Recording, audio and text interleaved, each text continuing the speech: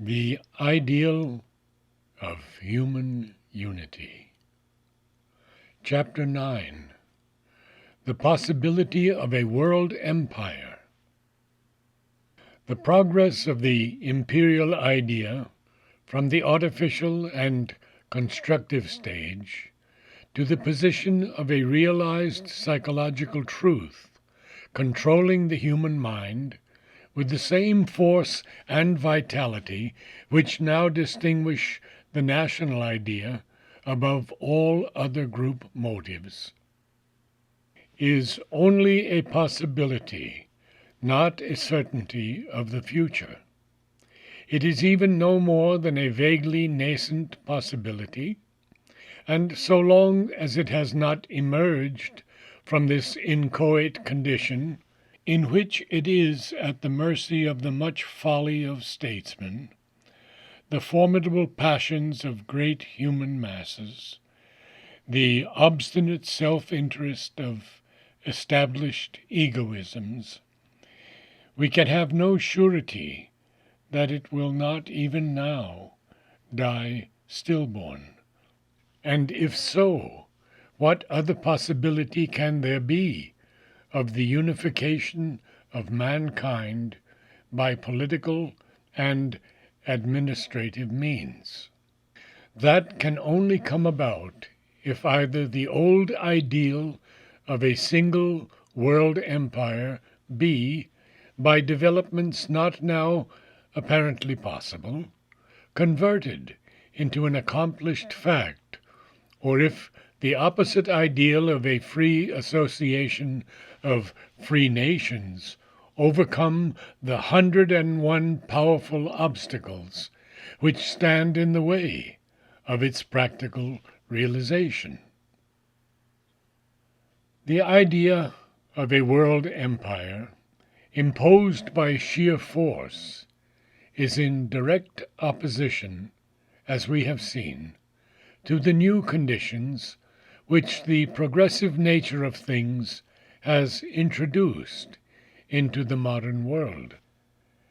Nevertheless, let us isolate these new conditions from the problem and admit the theoretical possibility of a single great nation imposing its political rule and its predominant culture on the whole earth, as Rome once imposed hers on the Mediterranean peoples and on Gaul and Britain.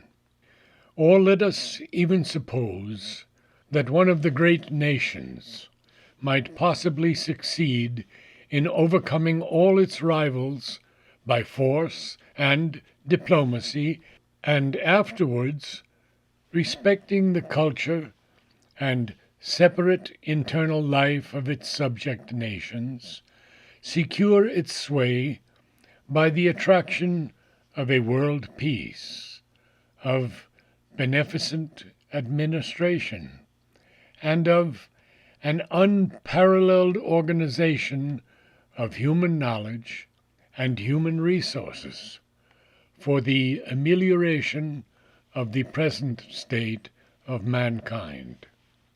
We have to see whether this theoretical possibility is at all likely to encounter the conditions by which it can convert itself into a practical possibility, and if we consider, we shall find that no such conditions now exist. On the contrary, all are against the realization of such a colossal dream. It could only come about by immense changes, as yet hidden in the secrecy of the future. It is commonly supposed that the impulse which brought Germany to her recent struggle with the world was rooted in even such a dream of empire. How far there was any such conscious intention in her directing minds is a question open to some doubt. But it is certain that, if she had prevailed in the war, as she had first expected, the situation created would inevitably have led her to this greater endeavor.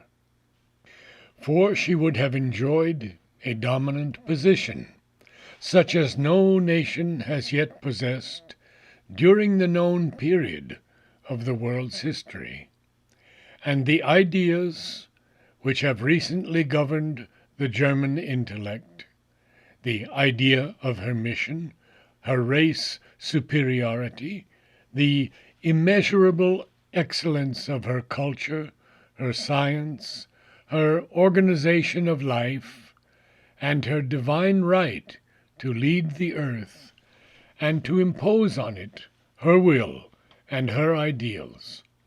These, with the all-grasping spirit of modern commercialism, would have inevitably impelled her to undertake universal domination as a divinely given task.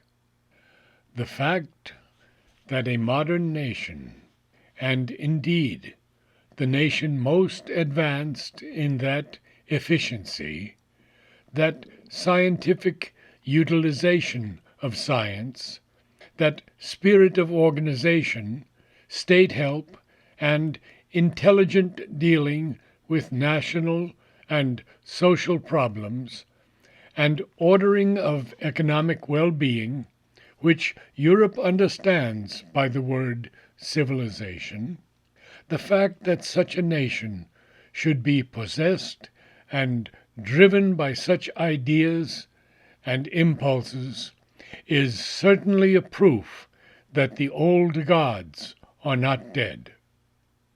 The old ideal of dominant force conquering, governing, and perfecting the world is still a vital reality, and has not let go its hold on the psychology of the human race.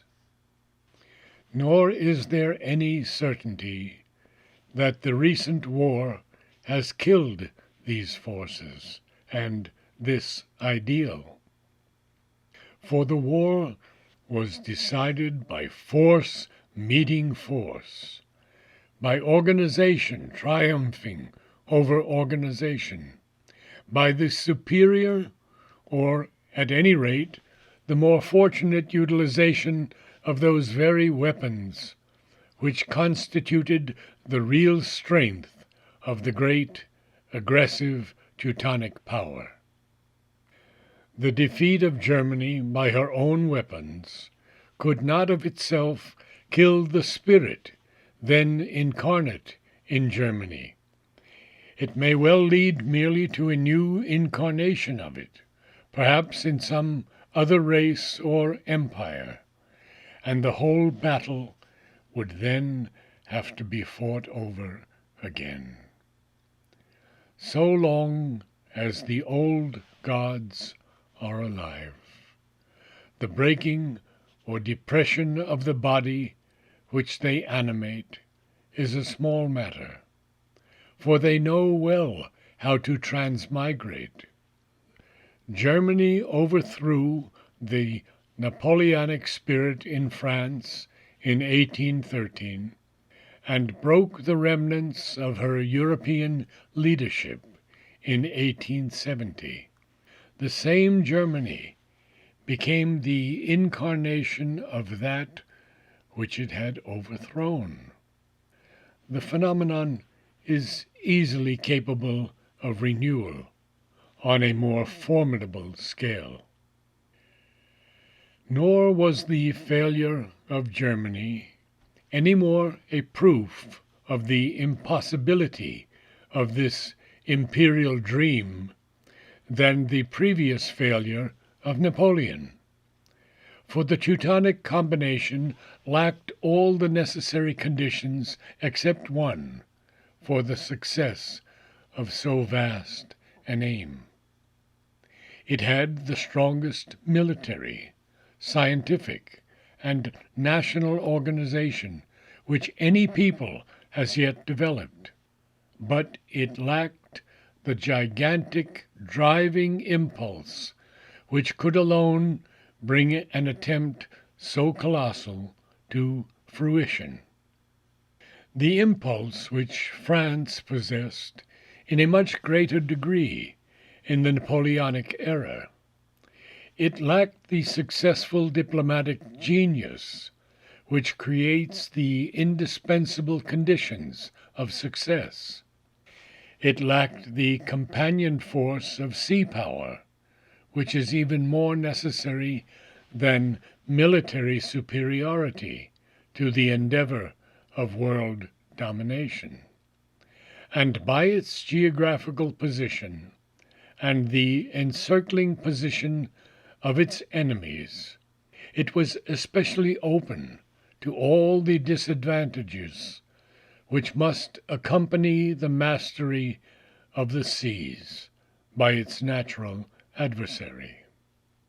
The combination of overwhelming sea power with overwhelming land power, and we have footnote 1 here, but now also in a far greater degree overwhelming air power, can alone bring so vast an enterprise into the domain of real possibility.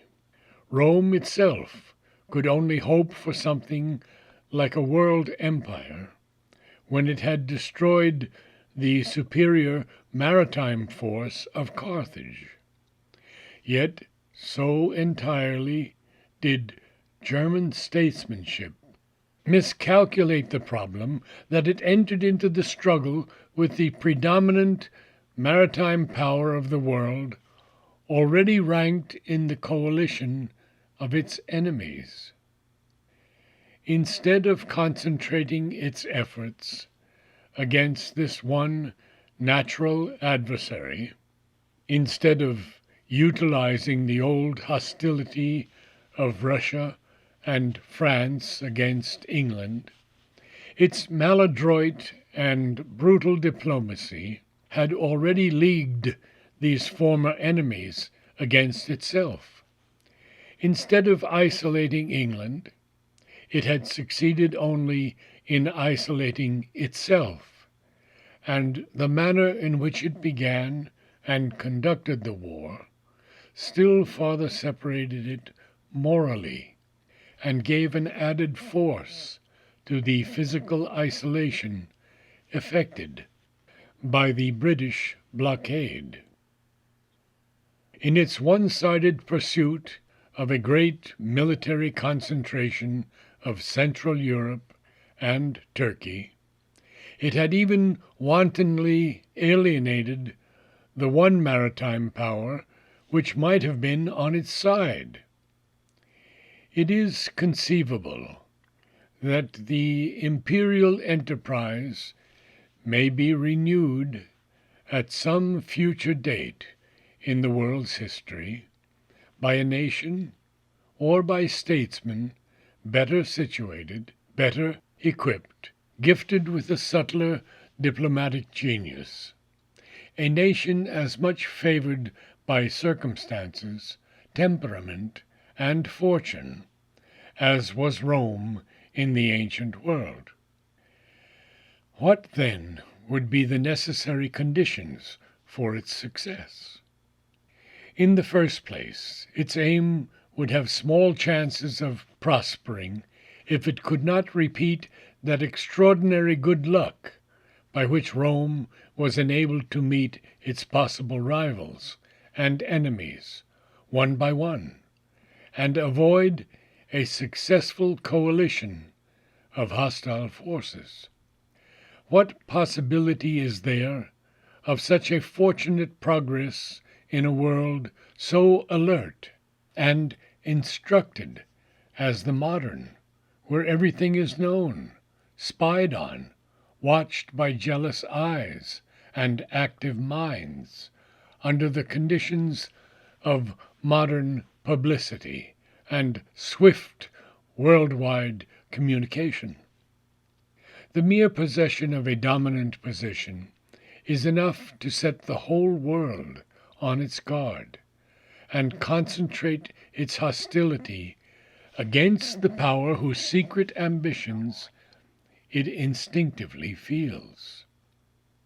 Therefore, such a fortunate succession would only seem to be possible if, in the first place, it were carried out half unconsciously, without any fixed and visible ambition on the part of the advancing power to awaken the general jealousy, and, secondly, by a series of favoring occurrences which would lead so near to the desired end that it would be within the grasp before those who could still prevent it had awakened to its possibility.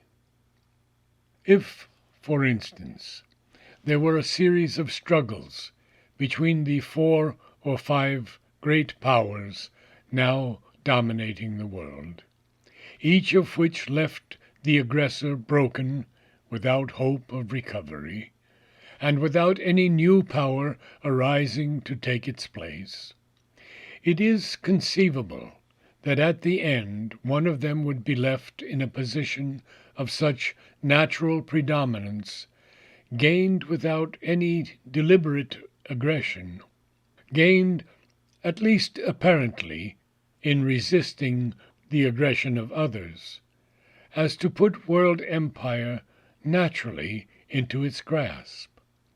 But with the present conditions of life, especially with the ruinous nature of modern war, such a succession of struggles, quite natural and possible in former times, seems to be beyond the range of actual possibilities.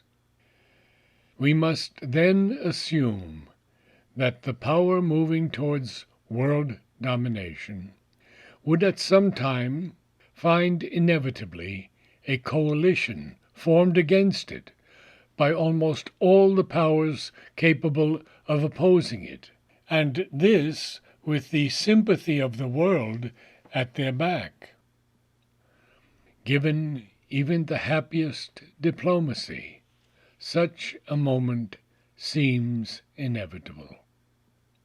It must then possess such a combined and perfectly organized military and naval predominance as to succeed in this otherwise unequal struggle.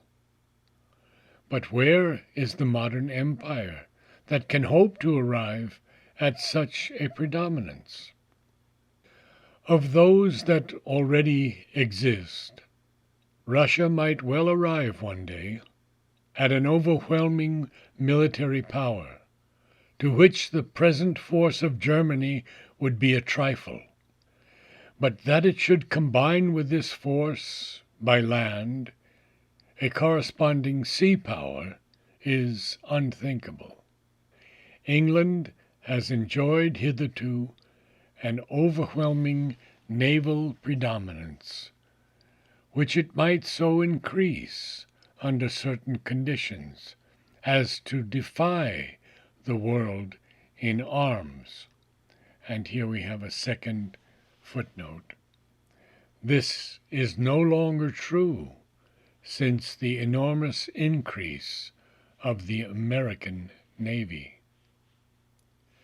But it could not, even with conscription and the aid of all its colonies, compass anything like a similar force by land, unless indeed it created conditions under which it could utilize all the military possibilities of India. Even then we have only to think of the formidable masses and powerful empires that it must be prepared to meet, and we shall see that the creation of this double predominance is a contingency which the facts themselves show to be, if not chimerical, at least highly improbable. Given even largely superior numbers, on the side of its possible enemies, a nation might conceivably prevail over the coalition of its opponents by a superior science and a more skillful use of its resources.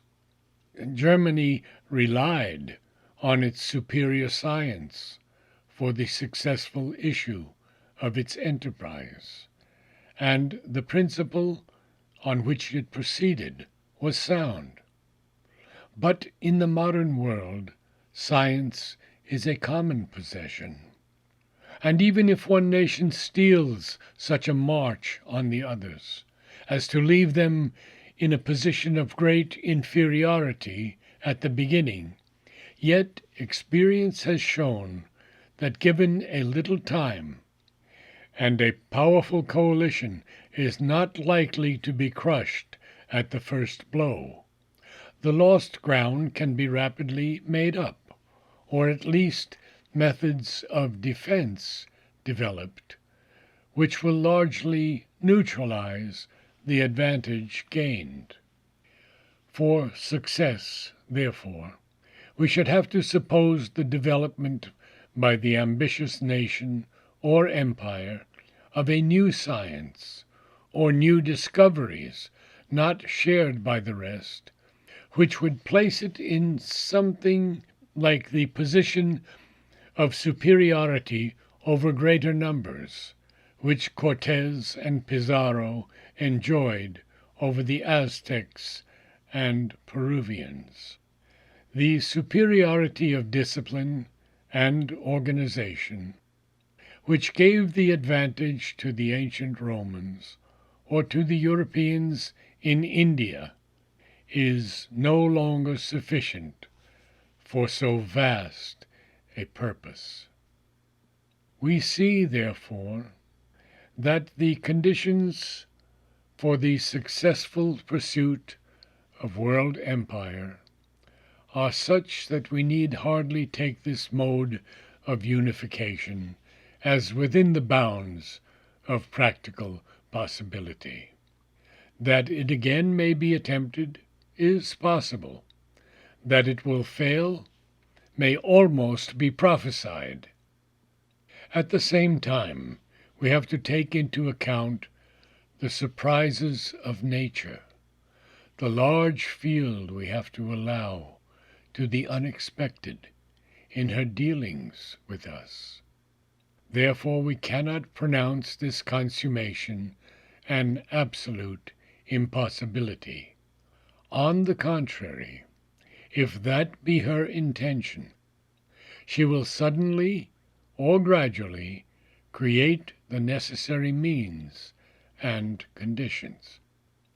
But even if it were to come about, the empire so created would have so many forces to contend with that its maintenance would be more difficult than its creation, and either its early collapse would bring the whole problem again into the field for a better solution, or else it would have, by stripping itself of the elements of force and domination, which inspired its attempt, to contradict the essential aim of its great effort.